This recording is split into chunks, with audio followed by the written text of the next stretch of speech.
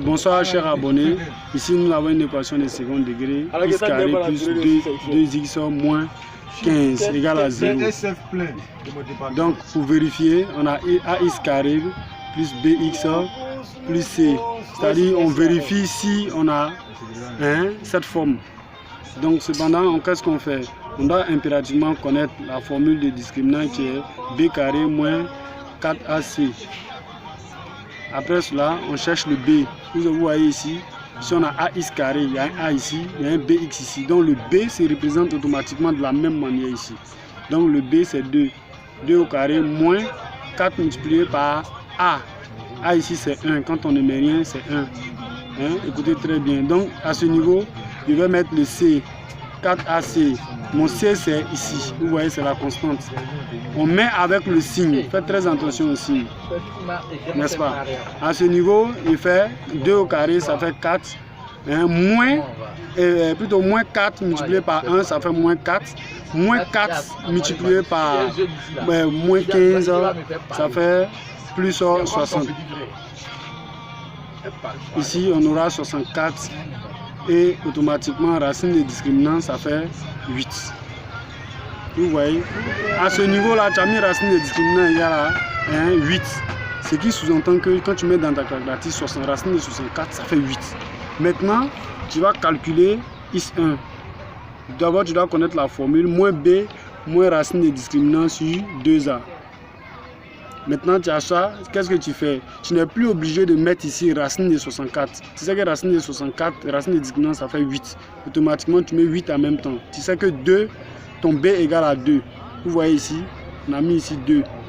Donc, tu mets 2, moins 2 plutôt, moins 8 sur 2 fois a. Ton a, c'est 1.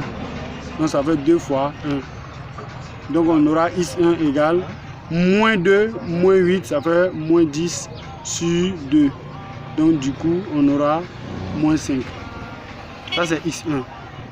x2 égale moins b plus racine de discriminant sur 2a.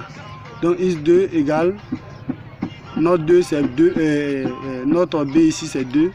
Donc moins 2 plus 8 sur 2 fois 1. Donc x2 égale moins 2 plus 8, ça fait 6 sur 2. Du coup, x2 égale 3. Vous voyez, à ce niveau, il faut faire attention à la formule, aux deux formules. Mais si vous remarquez très bien, les formules sont les mêmes. Mais c'est le signe qui change ici, le signe du milieu. Vous pouvez faire cette remarque-là et puis changer seulement le signe du milieu, n'est-ce pas? Sinon, c'est la même formule.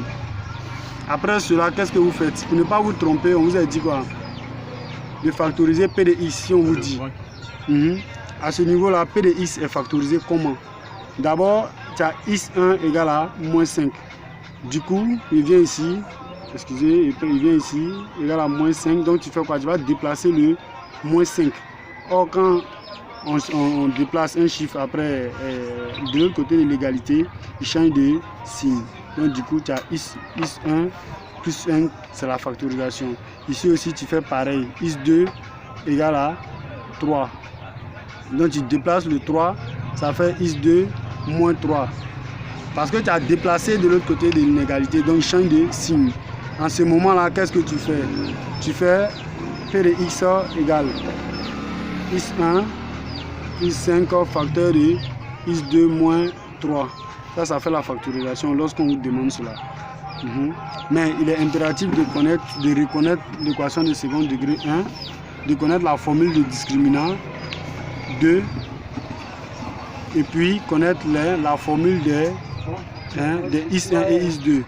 Ça fait 3, n'est-ce pas? Et puis à ce niveau là, il faut connaître la formule, comment trouver la factorisation. Mais à ce niveau là, on va réexpliquer ici.